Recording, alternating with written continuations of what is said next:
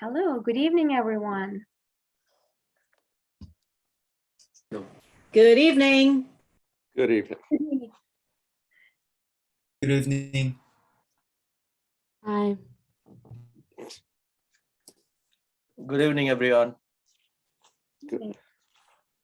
Mohammed, Gamma and Mohammed, that's a good evening.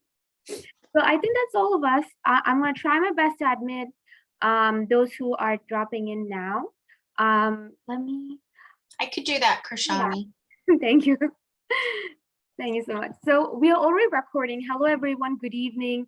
So I want to just get myself oriented here for a moment. So.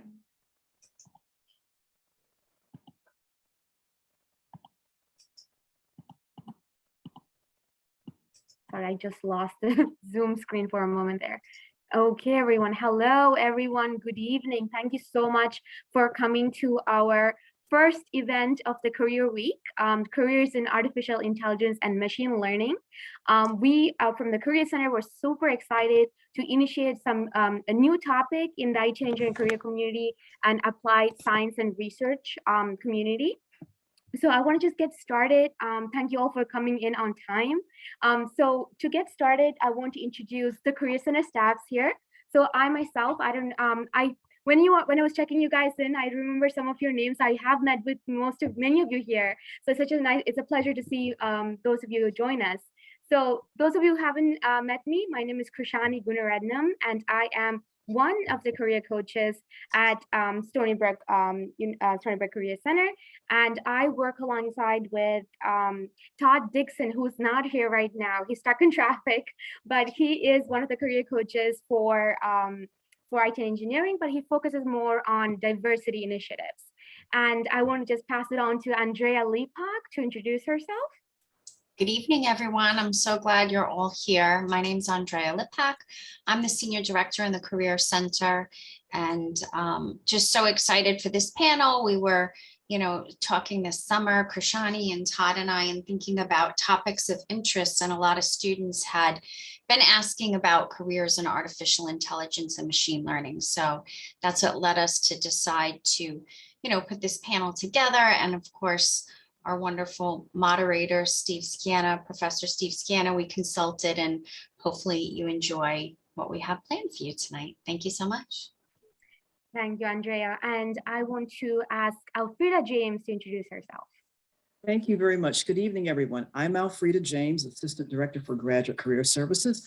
I know a few of you. I've seen you in appointments, and it's good to see you here tonight. And it's always good to talk about your future. I hope you enjoy. I'm sure that you will enjoy tonight's panel. Krishani, take it away. Thank you. And we have a surprise guest here. David Mora, our new member at the Career Center, is here joining us. David, would you like to introduce yourself? Hello, everyone. Can you all hear me? Great. Yes. It is my first day. I'm super excited to join you all. This is a really exciting panel, great topic. And the registration numbers were amazing. Good job, team. And I'm looking forward to it. Thank you. Thank you, David. So before we go ahead and introduce the panel moderator and the panelists, I want to take you guys on a little tour of the agenda for today. I have Andrea, I think I can share my screen from here. I have the agenda up. Let's see.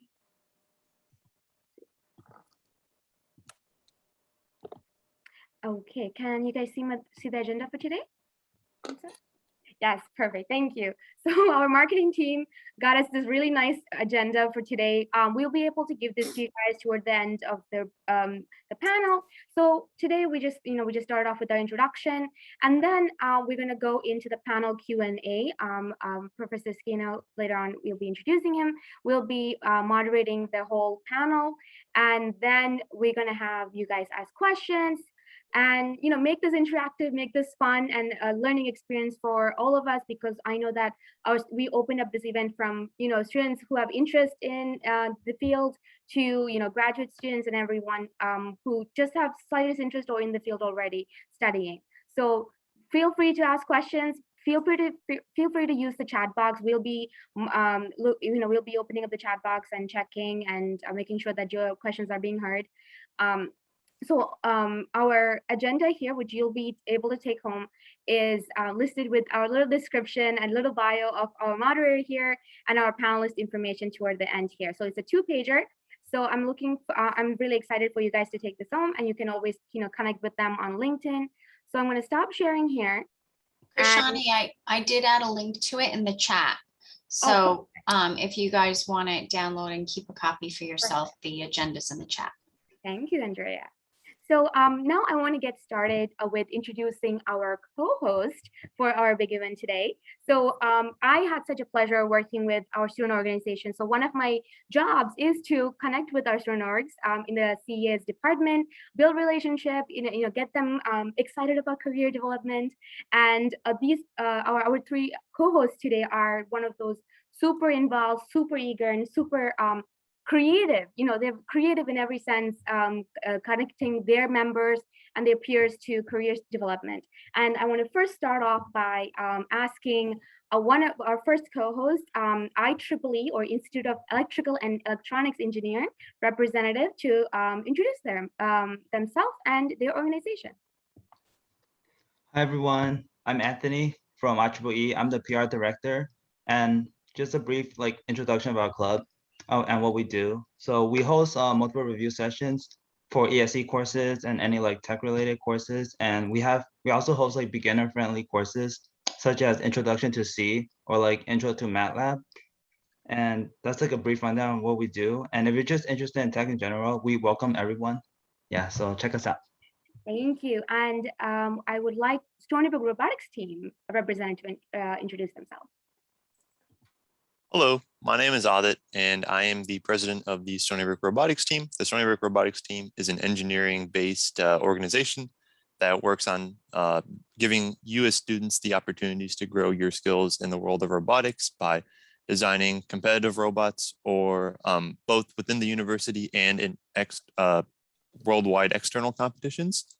We also host a variety of workshops throughout the year to provide members opportunities to learn those skills, not just by working on the projects that we do, as well as various different mentorship and learning programs to acclimate people to the world of robotics.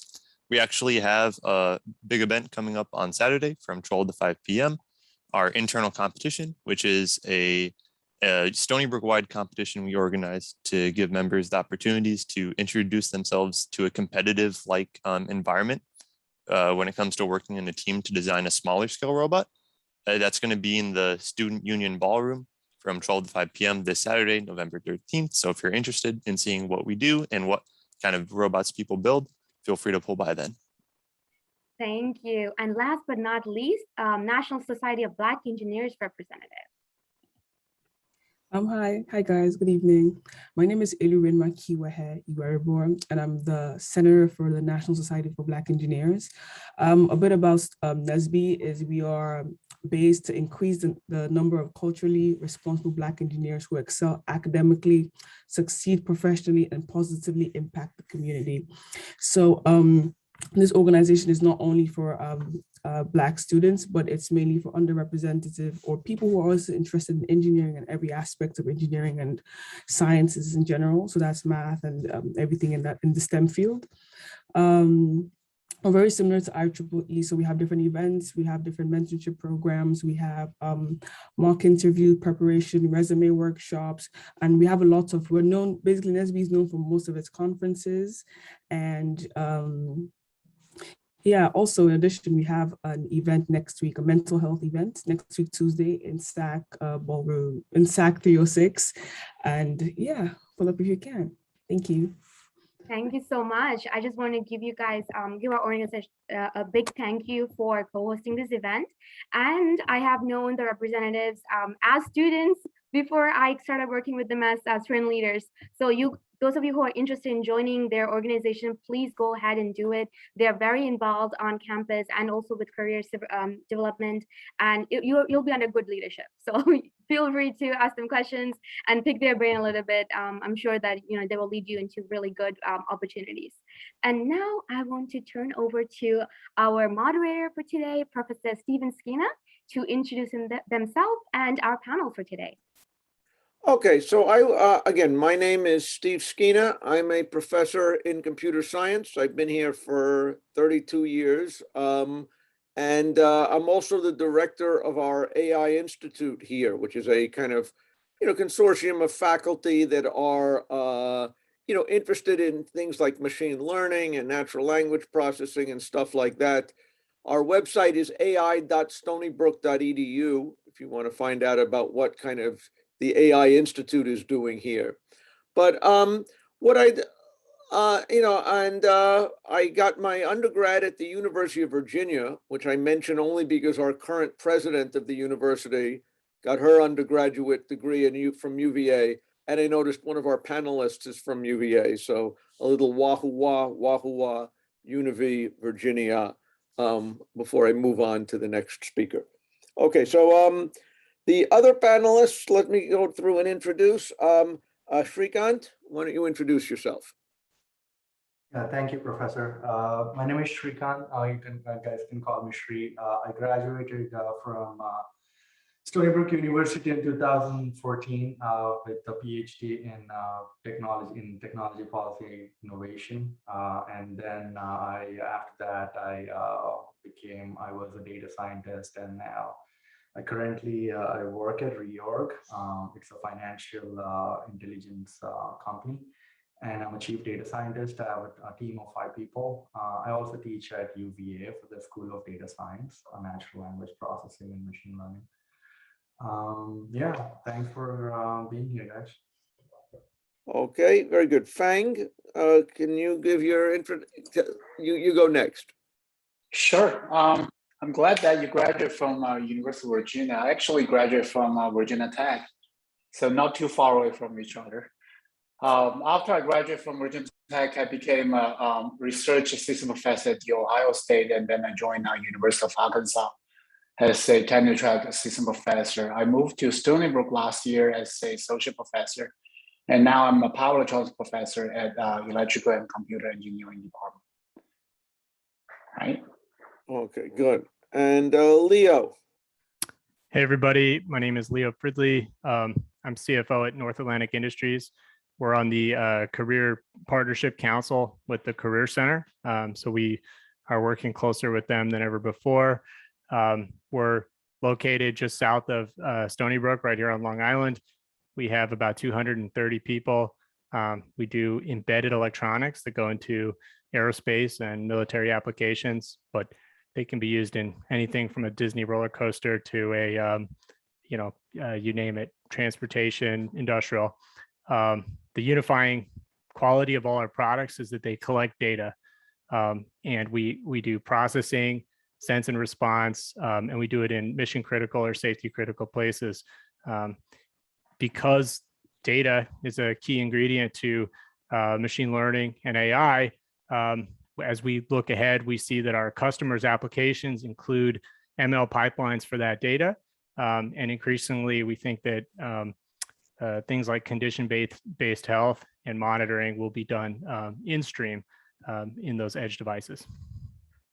My background, just briefly, although I'm CFO role, I took a fair amount of computer science in college, and actually had anticipated being an engineer before sort of changing courses. But that's some of the reason for my interest. And I've been speaking a fair amount with our engineers and can speak a little bit about how we see AI moving in our industry. Very good. Okay, Ximing. We can't hear you. Hello. Bingo. That's good. Hi, I'm Siming. I joined Stony Brook University in 2009 as a PhD student in computer science department. After that, I joined eBay as a technical product manager, working on machine learning applications for the internet company, like machine learning ranking, recommendation, etc.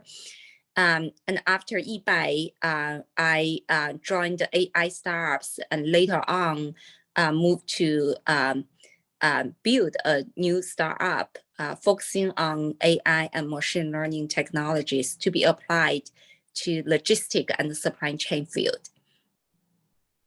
Okay, thank you. Okay, so before, what I'd like to do very quickly, I'd like people to turn on their cameras for just a minute, everybody. Just because I want to conduct a quick poll just to make sure I understand who you guys are. So first question is, I want to now know if you are graduate students or undergraduate students. So first of all, if you are an undergrad, raise your hand. Okay, just so I get a quick look at this thing. I am seeing what looks like to me to be a little bit of a majority of undergrads. Actually, the most, okay, how many, now let's try it again from the beginning. How many of you are graduate students? Raise your hand if you're a graduate student. Okay, I'm here seeing one. I'm seeing, okay, some graduate students, but I'm going to say most of you are undergrads, but I would say still about 20% are graduate students. The other question is, I want to know how many of you are CS types versus non-CS types. And a CS type, I'm going to say, meaning studies computer science as a degree program or something incredibly close to that. So who here is a CS type? Okay, I'm looking at this and I'm looking here and I am seeing most of you, I am saying, okay, I'm seeing probably about half. Let's go back. How many of you are not CS types? Raise your hand if you're not a CS type. Okay, I am going to say, 50%-ish, but I can't really conduct a good survey here. We'll work with that. Okay, so the plan for the evening is the following. There were a bunch of questions submitted. We picked a couple as a panel that would be worth talking about. But I will tell you that if there are better questions that come up, I would like to see this in the chat thing. It would be better if we kind of migrated off of our set questions and got into a open discussion. But let's go see what happens. Okay, so the first question that we had come up with was a question about how do you evolve your AI or machine learning skill set while working in industry or academia? And I guess the plan is we're going to try, I'll ask members of the committee what they think, and I'll then come up with what I think my answer is if it's necessary. Anyone want to answer that? How do you evolve an AI machine learning skill set working in industry or academia? Somebody grab that. Are you going to call on us or you're No. asking us to Oh, okay, just I take could call on you or we can grab it. Okay, which do we want to do? I guess we could just grab it. I'll start, I guess, since I spoke up.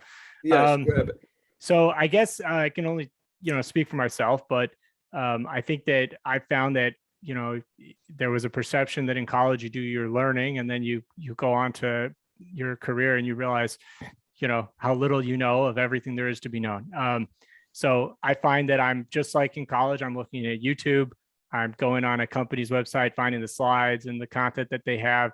I know when I was researching this, I went to the C3 website and found that they had decks and decks of introductory materials that I read and found helpful. Finally, within my network, folks that I went to school with, even my family members who seem to be all engineers are all great resources. So I would say it's not cheating to use the people they're your best resources, and then a lot of times they'll point you in a direction of something. And also Stony Brook, I must say, we have a great relationship with Stony Brook, and I've done some calls with the faculty there, and I've been amazed at some of the things they've suggested as well. Okay, another panelist to grab something.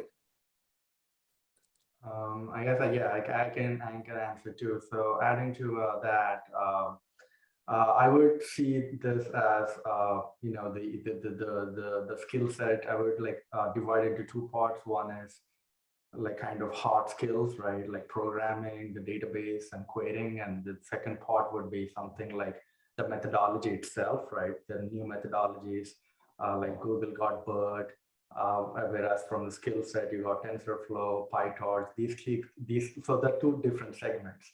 It's important to keep an eye on what is happening on the methodology on the theoretical side and also able to keep up with your skill set. said that can't be jack of all trades. That's what I say. Like, some people say that I know everything. They list all the programming languages that exist on the resume. I would like discourage that because it's just impossible. I wouldn't trust anybody who says they know everything because it's hard to keep up with, and really you at least I would pick one a tool, could be a Python, one programming language, and really do a proper deep dive. You eat through that, you breathe through that, you sleep in that language. Then what will happen is that is what I think will be very helpful in basically doing job like the data science or any task efficiently. And from the theoretical perspective, there's so many methods coming up. It might be hard to keep up and keep reading, but at least knowing what is out there a little bit will be really helpful to talk about, like an elevator pitch. Once you go into a specific field or a job, then that's when I think you do a much deeper dive. Before, in the current job, I use a lot of NLP. There is a massive amounts of unstructured data, but before that, I did not focus much on NLP. But I was just mostly statistics and general machine learning. But after I started my job, I had to learn a lot of NLP and try to improve my skill set and also try to find new methodologies.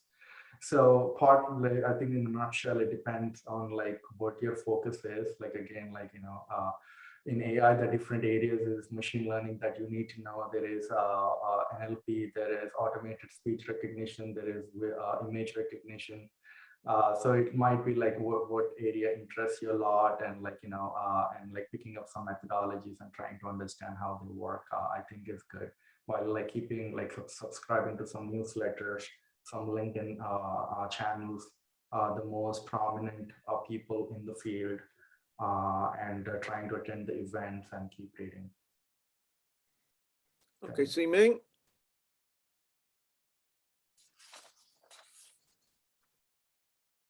We're not hearing you if you are saying anything.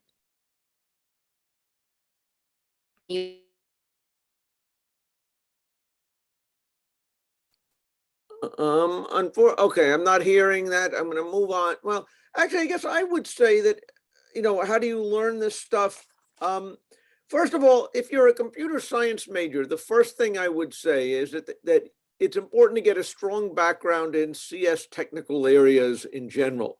You need to be a good software developer. You need to have some background in statistics and math and these kind of things. And, the core CS major classes are, I think, very important. I think when it comes to AI, I don't think the average person who's working in AI is doing AI most of the day. I think that a lot of what they are doing is, when you're doing applied kind of machine learning, a lot of it is data wrangling. A lot of it is, getting the programming infrastructure right and the testing infrastructure right. And these are, I will say, general computer science skills. And, it's good to know as much as you can about machine learning methods and things like that. And taking courses is a good idea, okay, in these methods. But I think that the first order of magnitude is get a good foundation, and then you can teach yourself a lot of this stuff as you go along. Again, AI became very hot a few years ago. People weren't taking courses a few years ago. Most of the people doing it in industry, I suspect, are people who retooled and kind of figured things out along the way. You can do that if you've got a strong background in something. And that's kind of, I think, what happened with me. I was certainly not originally trained in this stuff, but I found it interesting. And moved on from that. Now for the non-CS people, it's an interesting question. Would we give the same advice? How would you learn if you're a non-CS person? Oh, sorry. Oh, okay. I mean, since I'm purely a power electronics background, I guess I might want to take a shot on this question here. Good. Yeah, as if you ask me if I'm an AI specialist, definitely not. But use AI, of course, we do. And to my understanding, from my angle here, AI is just a computer to me. Whether it's a IBM computer or it's Apple computer, it's a computer. Do I use computer every day? Of course. do I know how to build a computer? Well, I might know how to buy something from Tiger Direct and then put them together. But if you ask me that, can you design a computer chip all by yourself and make that run? Well, absolutely not. But somehow I know that how computer can help me to achieve what I want to do. And that's my vision of working with AI and machine learning skill sets. It's a really useful skill and it's a tool. You need to understand the power of it. You need to understand the application of it, and you need to understand how that one can help you with. And once you identify a problem, the problem will eventually drive you to consistently learn things. For example, what is a TensorFlow? What is neural network? Artificial neural network. Before I really meet my problems and never understand what they're talking about. And by the way, AI, recent years we call in the way that we call it, but when I was a student, like in early 2000, there's nothing called AI. But we do have fuzzy logic. We do have artificial neural network, aka ANN. At that time, I don't even think of using that when I was a student, because everything we are dealing with is basically traditional control theorems. And when the time we start playing with our converters and trying to put our designs in a real product, we see that if you're switching between different models, the controller is seeing instability.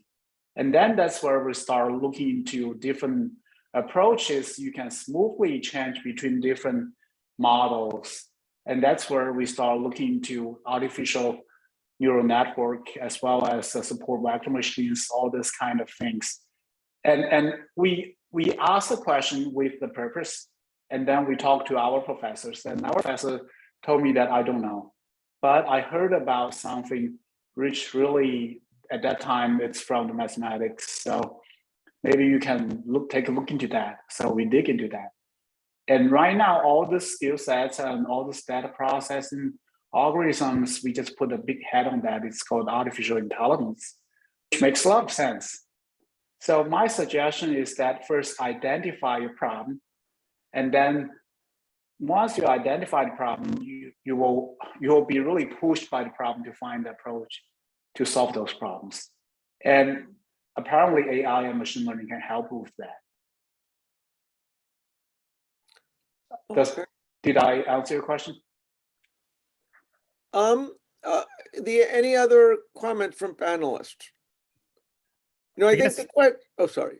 Go. I guess so. I would say that even though I did some computer science and programming classes a long time ago, I would say that sort of fits my own experience. That I'm not a software engineer in the field, but when I think about the subjects that have been most useful to me when talking to people who are data scientists or engineers who are developing ML pipelines, I would say that it's actually my background in statistics and econometrics that I find most useful, because what I noticed is that in those subjects, we were trying to make predictions or trying to explain the world based on large data sets. So we're looking for patterns and predictions, and then trying to determine if we're reading too much into the data or overfitting, or and if there's even a relationship at all.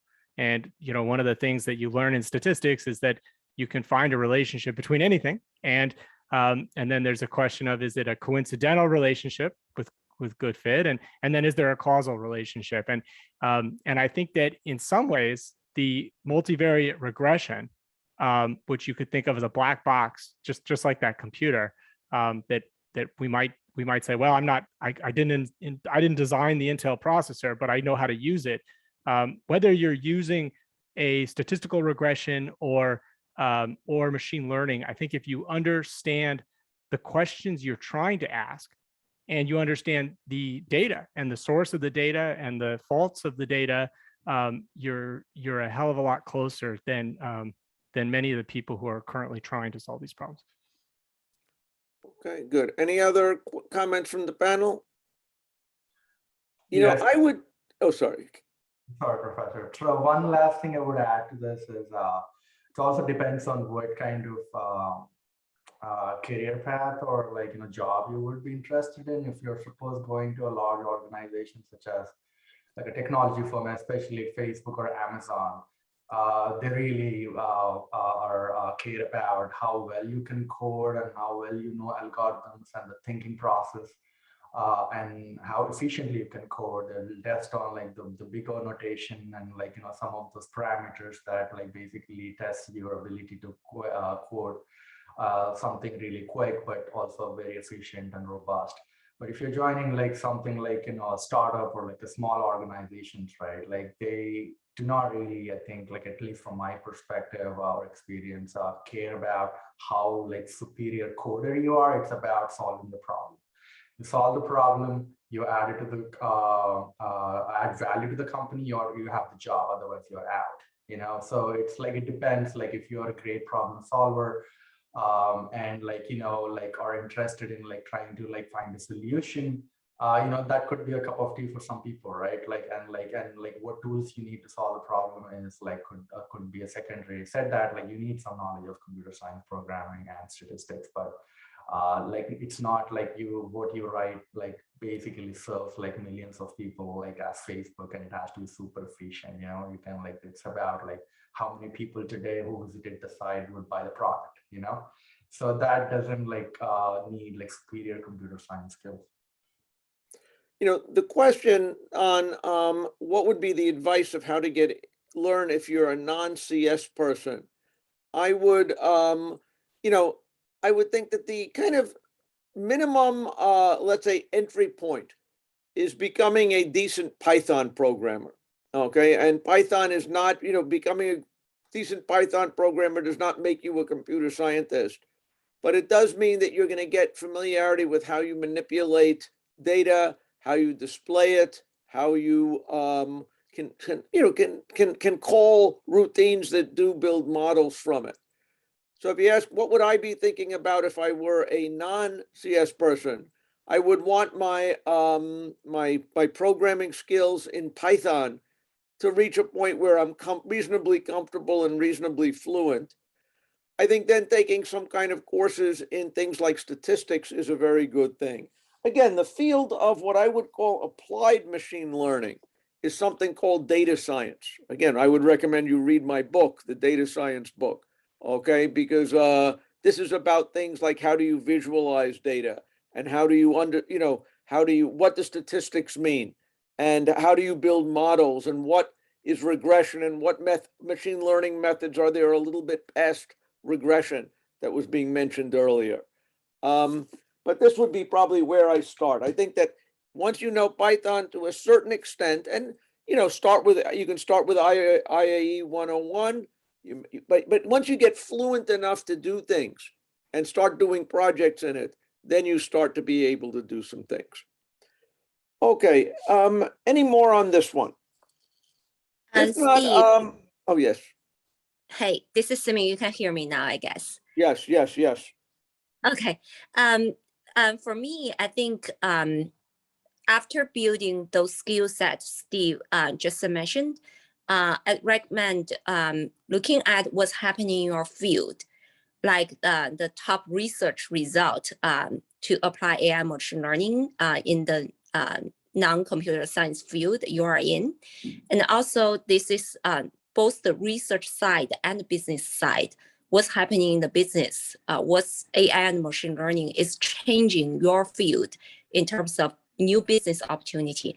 I think this may raise some interest, help you to get more interested in AI machine learning in your field.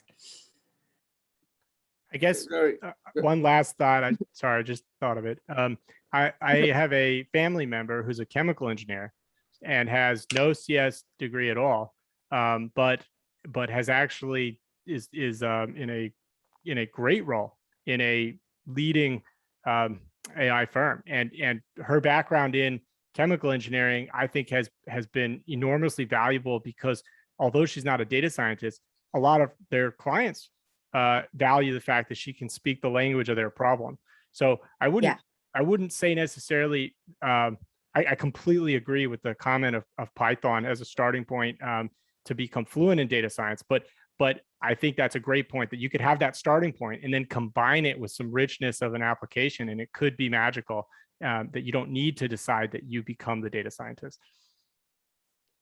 Very good. Okay. One other question that's come up is, what is the one question here was, if you wanted to apply for data science jobs, how much weight does online courses carry compared to university courses? I think I'd like to ask my industry people this. What do you think if you see somebody with a computer science, a degree, courses at Stony Brook versus some kind of, I will say Coursera or some other kind of courses? Do you have an opinion, Leo? Sure, I'll start. I would say that because we are an embedded electronics company, if we find somebody who's coming on board to be embedded software or a test engineer, if they have some background, we would be hiring them because of their skills that plug in, and then that added benefit that they have some exposure to ML or AI would be enough to pique our interest. If you were trying to apply to a job where you were if this was going to be that you are a data scientist at a firm like C3 or H2O, then I don't think it would. I really don't think that would cut it. But I think that what you might find is that many industries are looking for a little bit of add-ons. So if you have a good, compelling story and what you add on to that is a little bit of exposure, I think it's valuable. It just can't be the centerpiece. Okay, actually, I think that's actually a good point. Again, I think of, a lot of the buzzword of AI and machine learning. Again, it's obviously a real thing, but it's also a buzzword these days. And in some ways, what these companies are usually hiring is someone to do some level of software development or some level of business analysis. And AI is one of the tools that they would be using. So there are not that many people I know of, including my PhD students, who end up doing machine learning 8 hours a day when they are on the job. A lot of it is other things. And so the skill set in other things is kind of an important more than just a specialization in the AI. Obviously, the more you know, the better off you are. Okay, any other things from my panel about that? If not, let's go to the next question that we had picked up. In what ways is your industry shifting towards the use of AI and machine learning? So this, I guess, is another industry question. How is the world shifting towards AI and machine learning from the way it usually worked? I'll take that. So my industry, it's financial, basically credit intelligence. What my company does is we focus on distressed debt. So any large companies that file for bankruptcy, we basically analyze the data and try to sell that intel to our clients who are hedge funds, investment bankers. So in financial intelligence, basically the modeling was mathematical modeling was present from a far ago. It was basically statisticians, operations research, quantitative modeling, and then now it's going towards machine learning. So there is enormous amounts of data. And basically a lot of and the problems are extremely unbalanced. For example, anomaly detection, right? There is 1 in 1,000 chances something might happen, and that also is so random. So trying to identify those opportunities is kind of very valuable, and also how fast we identify the opportunities also is a key.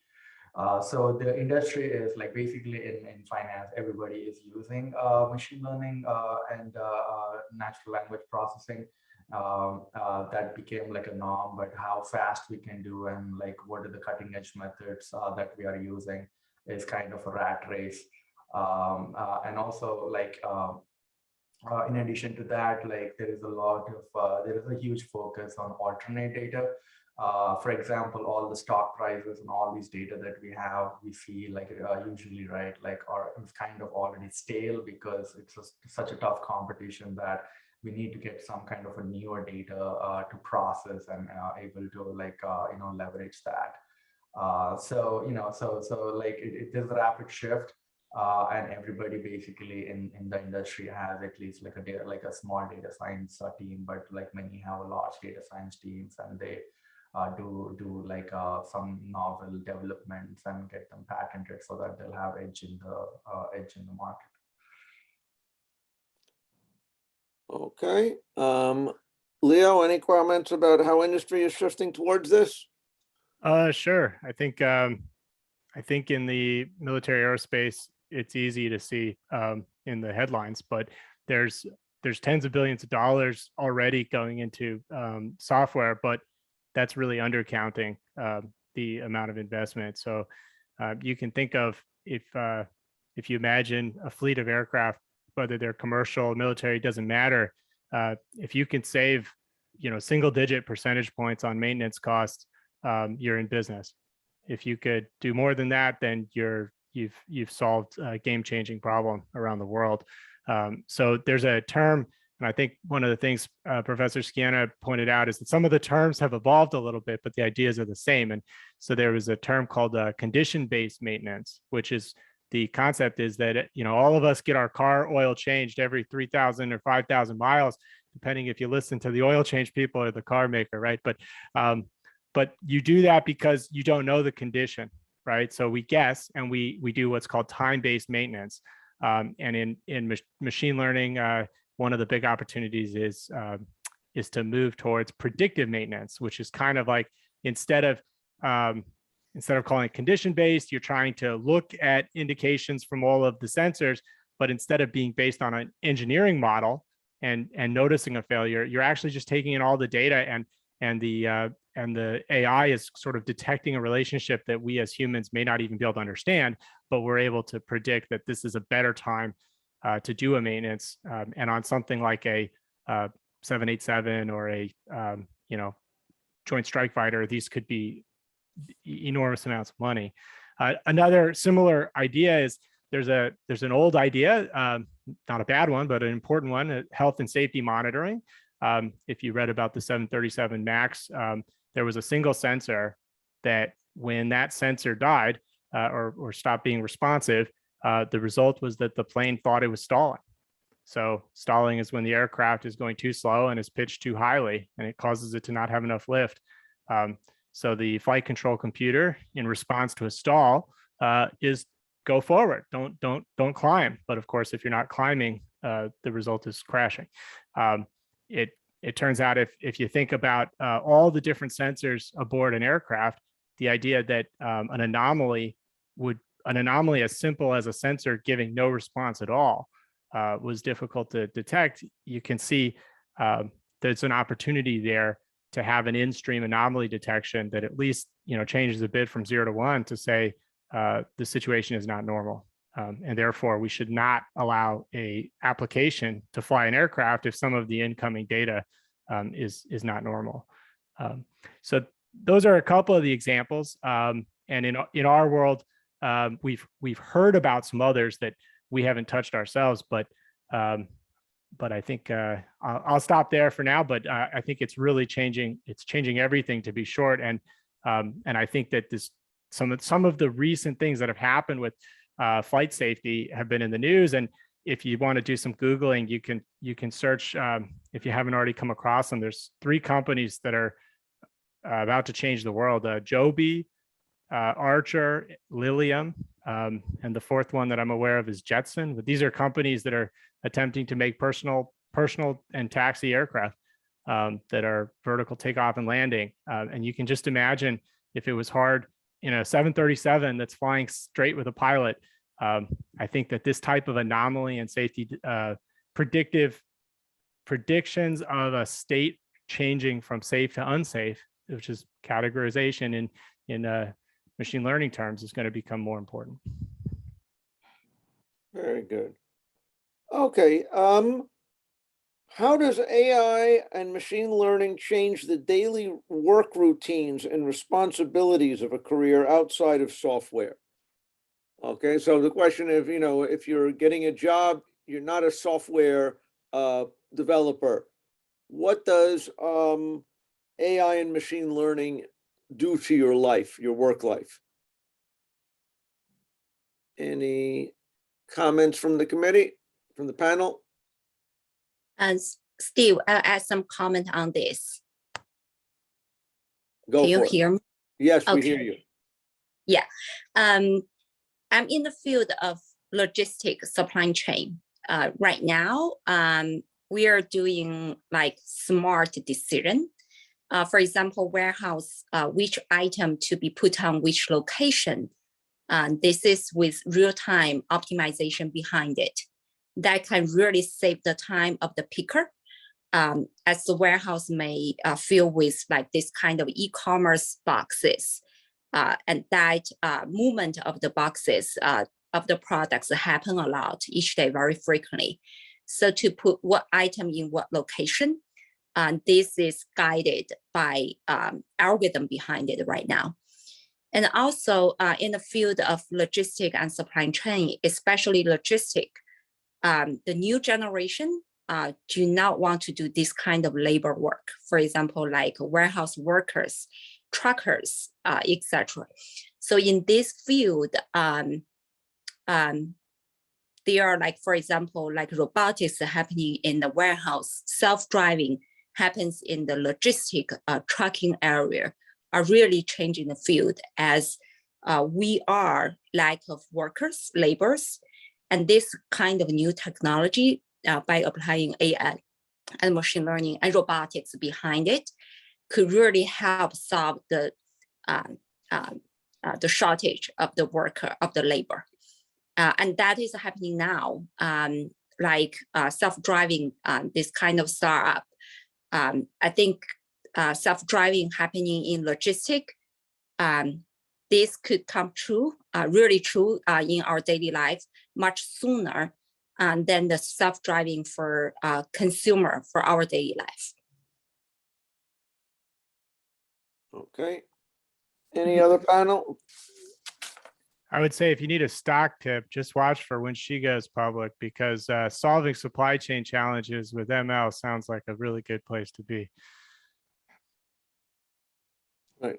Well, it's pretty clear that a company like Amazon has a large number of people working in, solving logistics problems. And what makes Amazon be able to do that is, of course, that they have large amounts of data. The question, when I think about the question of, how does, the AI machine learning stuff change what happens to careers in general outside of software? I do think that you're just living in a world where a lot of jobs that didn't used to have data as an important part of their existence, okay, will more and more have data as part of their existence. And I think that, most of the office jobs in the world, there's going to be more and more of a data component to it, okay? You will, if your company has the ability to collect data, it's going to do it.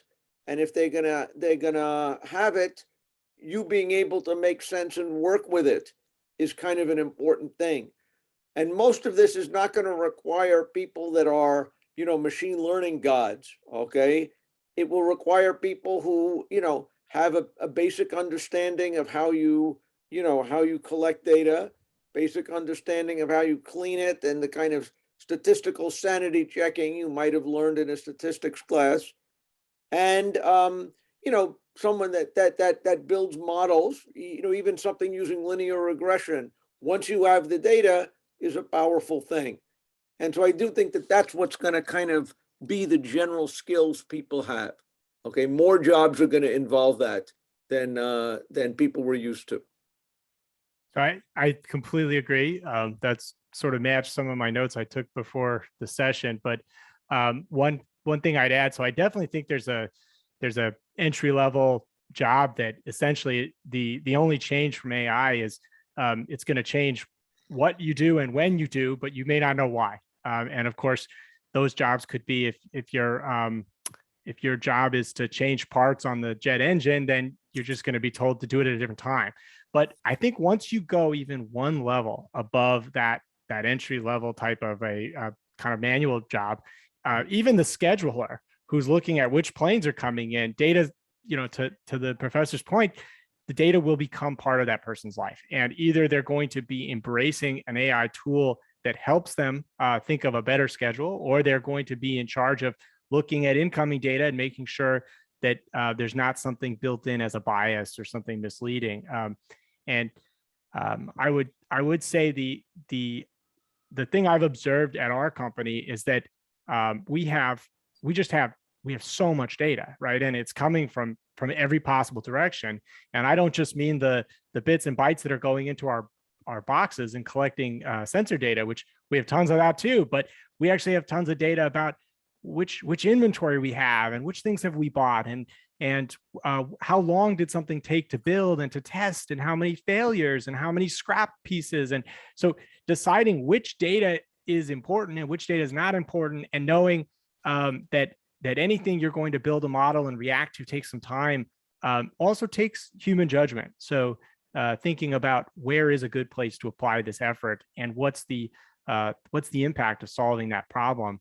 I think you could build a statistically significant and successful model that had no value, but was totally true, but it didn't really solve a problem. And so I think being able to see and understand the data and then see kind of, well, where would that be a useful and worth the effort problem to solve is part of how regular jobs will change.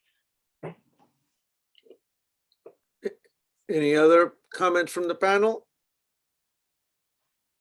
Okay. Next question is one I like, actually. What are some unexpected, unconventional applications of AI and machine learning you encountered?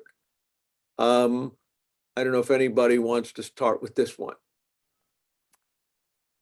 Reminds me of Hot Dog, Not Hot Dog, if anybody ever watched Silicon Valley. But anyway, a couple that I came across just in our industry, I can't say that we've been heavily involved, but somebody, and I think that the cleverness here is that you need to have a source of data in order to come up with a unique application of AI. So I think a lot of times the clever part is how they came up with the data, not so much as the fact that they trained a machine learning pipeline. But we've come across data where they took commercially available, publicly available, non-classified images of ships, and somebody trained the data to spot using any image different warships.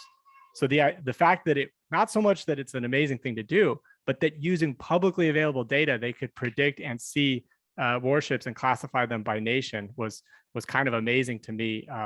And the people who did that were able to sell that algorithm back to the United States government for a good return. The other one is we've learned that the intelligence agencies use it because it turns out if you look at every building in an entire country, there's certain attributes about those buildings. Do they have plumbing? Do they have internet connection? Do they have water?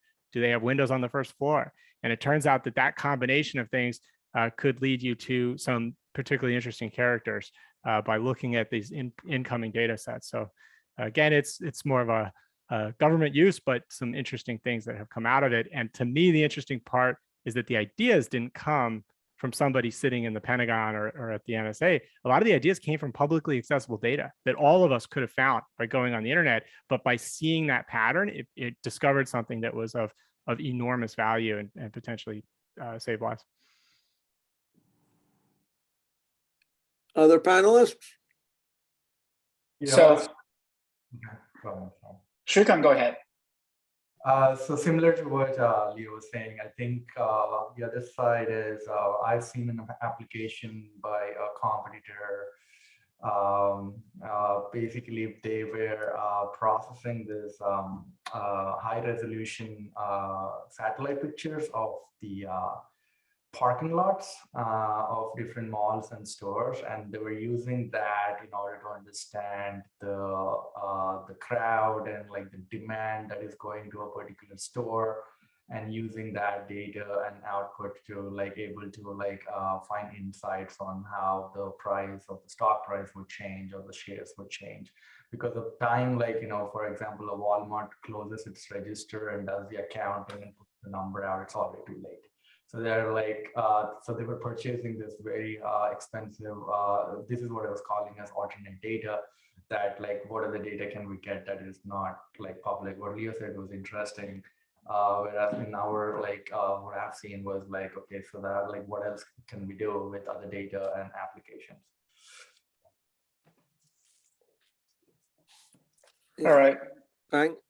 Yeah, so in our world, there's quite a bit of, I would say, interesting applications. One of the company, if you're in the power world, one of the company named Angel Switch, a couple months ago, they were purchased by Microsemi, so they become big right now. So they actually developed a gate driving chip, which is called AI gate driving chip, which the chip can help you to online optimize the gate driving trajectories for power devices. So in that way, you can eventually save up to 70% of the power losses on your computer, on your battery charger, things like that. And I think that's a pretty niche way of doing that. And I would say, I'd like to put a little bit clarification here is that to my understanding, AI in our world never been just a simple data processing.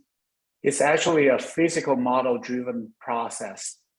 Only knowing the input and output data, getting a bunch of data, trying to feed the machine learning algorithms will never work out and ended up well with what we want to do if you are designing a hardware, piece of hardware. So we need to understand the linkage between the input and the output data and what's the purpose of that. And that really goes with a student with non-CS background. And everything you're learning, doesn't matter if you're in civil engineering or mechanical engineering or electrical engineering, working on a specific subject, you still need to be aware of what kind of system you're working on and what is the physics behind that, so that you can actually pin to the right data sets.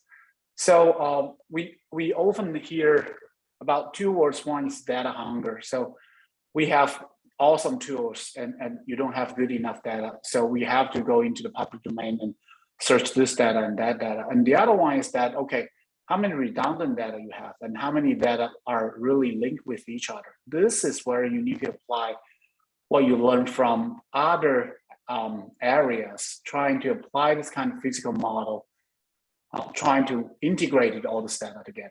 So to my understanding, you can't really like separate them.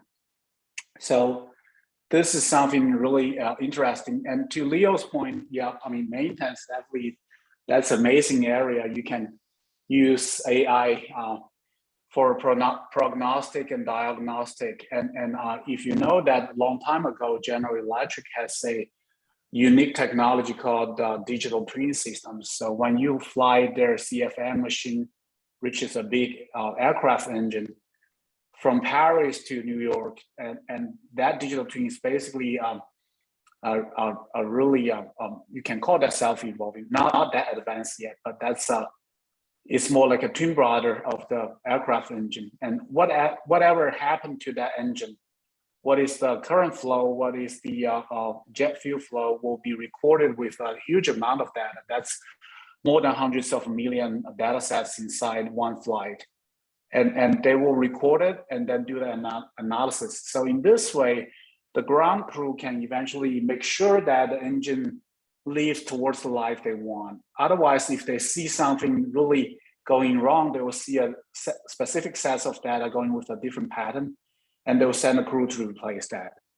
And with this kind of idea behind this is how we can eventually have much higher safety measures for all of the airplanes that in the sky. And same consequence applies across other fields as well.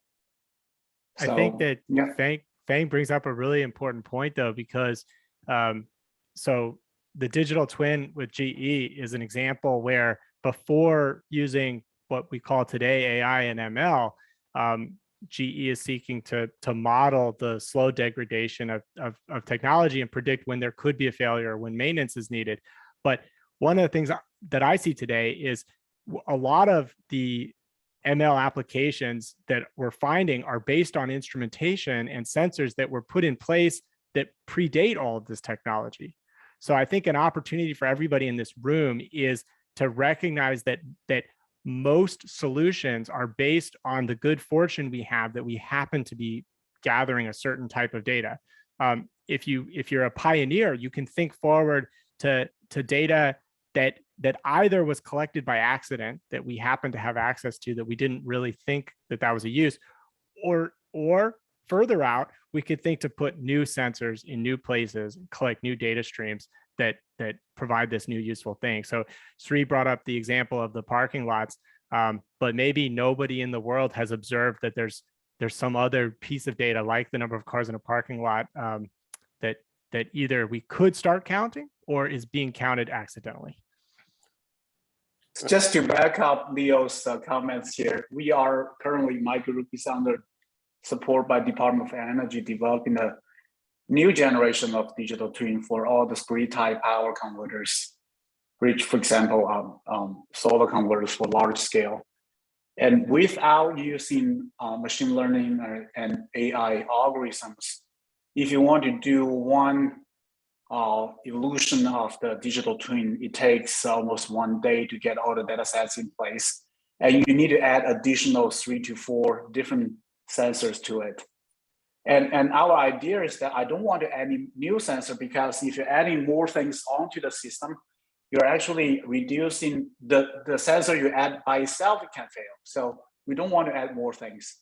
We want to manipulate existing data. And in our traditional world, when we read the data from the current sensors and voltage sensors, all the sensor contains a lot of noise. And we don't like the noise, so we put a big filter and try to clean out these noises and just use a low frequency signature. As a matter of fact, if you know how to use this high frequency signature and not to make this high frequency noises into your system and mess up your system, you can manipulate this data and use in a good way. That's what we're doing right now. And without using artificial intelligence, our one revolution takes about 1 or at least half of the day to 1 day. But right now, my student made a successful improvement on that, and we are implementing everything on a small DSP chip. And each revolution goes from 60 seconds to 20 seconds. And we're even further down this real-time evolution and trying to get into sub-seconds or sub-milliseconds. So that is what is the power of artificial intelligence as well as machine learning. Okay, other things from the panel? You know, when we talk about unexpected, first of all, the one point that again had been made a couple times, which I want to emphasize again, is a lot of the, let's say, jobs, work, contribution comes from collecting the data rather than doing rocket science machine learning on it. Okay, and that in a lot of these applications, you know, what is clever, you know, the cleverness is not necessarily incredibly technical. It's about knowing what you know, what data can be collected, what is being collected, thinking imaginatively of what you might do with it. Okay, and this is, I think, the kind of skill that's going to be in a lot of different jobs, not just you know, not just the software development job. A classical software development job is going to be to write code. A lot of this is not so much about writing code, but about seeing opportunities and doing experiments and you know, trying to get something from the data that's there. When we talk about unexpected things about machine learning that I found, again, I have been working on, you know, natural language processing things for probably about 15 years or so. And I started getting a little more than that actually. And I started getting interested in a day when natural language processing meant knowing about things like grammar. Okay, you know that what's a noun and a verb, and you know how sentence structures go, and all the stuff you were supposed to learn in English about the sentence diagramming and things like this. And then machine learning came along, and all the NLP systems. Right now, you don't need to know anything about how language works to build something that does natural language processing. If you have enough examples of text that you know that is correctly formatted text, you can, you know, somehow these models learn from this, and they don't really know anything explicit about it, yet they do wildly better than, you know, systems built seemingly knowing all we knew about language. And this is one of the things I have found kind of amazing, is that these language models keep getting better and better and better, and have less stuff to do with people knowing about language than they ever did. Okay, and it's a sign of the power of that kind of data. Okay, I guess we're starting to run down, but I still want to I think we have a couple questions. One question is about how proficient, which I noticed was another question on the chat box, was how proficient do you have to be in a specific field or something like that to start applying for internships and jobs? Okay, so from our industry people here, what do you need to know to start applying for internships and jobs, and do you have any advice for them on things like that? I guess my piece of advice will be short, is that I think that there's a lot of students who express interest, but the way that people in industry believe your interest isn't because you say you're interested, but because you have done something that demonstrates that interest. So I'll just leave the answer at that. But if you can demonstrate the things that you say you're interested in, then it'll go a lot farther in the interview. And that, just to build on that, that sounds like part of that obviously is coursework. Part of that is, again, I think that there's some entry level skill, which I'll still say will be some level of proficiency in Python. And I think projects that you have done is probably what I think Leo is actually talking about. If you have worked on projects that have done interesting things, that's something that livens up, I think, a resume for these kinds of tasks. And I would say that a project done as part of a course, the project itself is more interesting than just the fact you enrolled in the course. So if you took a course where you did something really interesting, talk about that thing you did. And if you want, you could not even mention it was in a course. There's an interesting thing I built, but it tells me, and it tells our engineering interviewers that that this is something that you loved getting your hands. If you rolled up your sleeves and did something, everybody's interested in that. Any other comments from people about what's good to help prepare for applying for an internship or something like that? I think it depends on what positions you apply. There are positions related to engineer, data science. There are also positions also relevant, but it's not necessary just an engineer. For example, you could be a product manager, could be marketing, sales, all these kind of positions. As AI and machine learning applications happening in the field, we need some students or applicants to understand basic machine learning, AI, the foundation machine learning AI, what problems can be solved, and also to understand the field, your domain.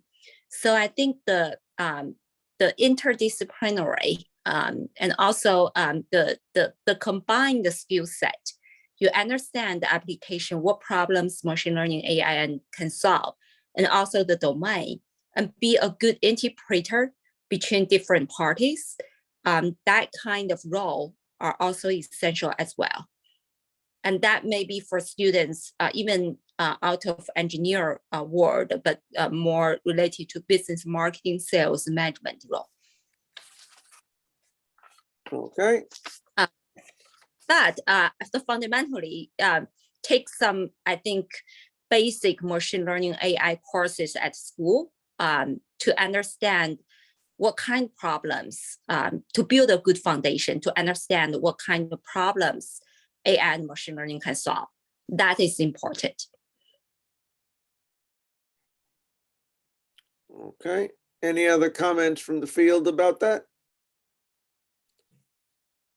There's a question on the chat, which is maybe, again, I think that the, it's about from a mechanical engineer who wants to know what skills or steps should I take to work cross-functionally with people to delve more into the data analytics, machine learning sides of automotive. So again, I interpret we can talk about automobiles themselves, but this is more a question of, I have a technical background in a field. In this case, it was mechanical engineering. I want to do, I imagine there's EEs and all kinds of other people running on this call. But the question now is, what should you do to delve more into the machine learning, data analytics side of that industry? Do people have anything to say there? I don't have a comment on automotive. Can I can give that? Yes, take it. So my take is that actually to answer this question, I would also echo to the previous question, how you can get a job. Since I don't really have a data scientist background at all, my recommendation is always find your niche contribution. Use the AI skill that you have and understand how you can contribute to the problem. For example, if I'm Boeing, we do have collaboration with Boeing. Unless I see a problem, I to hire data scientists, or what I care about is someone go and build a problem solver. If you can prove to me that use your AI skill can solve this problem 10 times much more efficient than traditional method, you got hired, you have my offer. That means you need to understand what you are doing and what other skill sets is helping you with what exactly you're doing. So to the automotive side here, I would make one example. For example, I'm an EE professor. I'm collaborating with one of the ME professor. His name is Shikui Chen. Together, using his artificial intelligence. Specifically, we're working together on using a topology optimization method. And his magic method can help me to redesign my thermal management system. It's totally redesigned. It's not just I change a little bit here and change a little bit there and get a little bit better improvement. So what's happening is that he actually helped me to regrow a brand new design that nobody thinks of. That's the beauty of topology optimization with his artificial intelligence here. So his algorithm can think like a human and create some of the architectures based on the limitations I gave him. So from my end, as long as I tell him that, okay, this is a state of art heat sink, XYZ dimension, and with the thermal resistance this much. I want everything. I want the size 10 times smaller with the RTH, the thermal resistance 10 times smaller. Can you make it happen? He will just put everything in there as the boundary condition and automatically generate something for me. We might see the problem, we can't manufacture that, but then this is where we have a chance with 3D printing to make it happen. So something like that, I would say, you need to have a pretty good understanding of your own major, and then understand that how this different data sets and different expansion or artificial intelligence algorithms can help you to reach out to the design space where you probably don't even think of before. So this is where I see the main difference between artificial intelligence and human intelligence. If everything is still based on my experience, then I would never do something better than my father did, right? So this is the chance here, and this is the I would say niche point here. Find a niche fusion and combine the advantage of data processing and use that in the specific area. Okay. Any other comments from team members? I guess a piece of general advice is that I think a lot of folks are interested in AI or machine learning, and they say that in generalities, but thinking of real examples and giving a tangible use case that makes sense to somebody is a good way to demonstrate that it's believable. So I think I think that one of the things that I've heard my sister describe is often even the really good data scientists who have the skills at their fingertips to manipulate data, where they need the application experts, so our mechanical engineer on the call, or a physician, or is somebody to help pose the question and then take the data. So here's all of our sources of data, and here's the cases where we know outcomes or where we didn't know outcomes, and here's the cases. So, and to present this as a problem. So, if you're an engineer or a scientist, we've all learned that to just state the problem first, and to state it clearly, and to state your objective clearly. This is what we're trying to predict. We're either trying to say this is yes or a no. This is a green or a blue. So if you're Tesla, you want to know, is it a stop sign or is it not a stop sign? But to make these things crystal clear, and I think in a lot of areas, art and music, there's room for like this nebulous area. And I think that when you're learning something as binary as this subject, I think it can be very helpful to just be crystal clear. And then what I think you'll find is that your question may change and the inputs may change, but each one of those changes should be a discrete movement from model to model and mission to mission, as opposed to being sort of nebulous that I want to apply ML to this problem generally. That's a very difficult place to start from. Okay, I would like to now, I think we are nearing the end of our allotted time, unless someone is going to tell me otherwise. Maybe just to close quick, just to quickly go over, I'd like to hear any questions on the chat or over the voice for quick things. One chat question that was interesting was, is there are there areas of AI that don't rely on data science? Okay, like applications of genetic algorithms. One of the things about AI, I got my PhD in 1988, and some of my friends were doing AI back then, and it was not machine learning, and it involved all kinds of weird things about logic and stuff like that. And we used to laugh at these people because the AI systems using the old technology didn't work very well. And in general, a lot of this stuff didn't work very well until quite recently, when the machine learning started happening. And the data, these machine learning models seem to work much better than other AI type technologies. So that's why I don't like the word AI particularly. I think of it as a buzzword these days. I like the word machine learning, and that is all kind of data driven. And that's why I would encourage you to focus your efforts there. And, if you're a mechanical engineer interested in automobiles, again, I recommend, what do? You should learn your basic Python so you can manipulate data.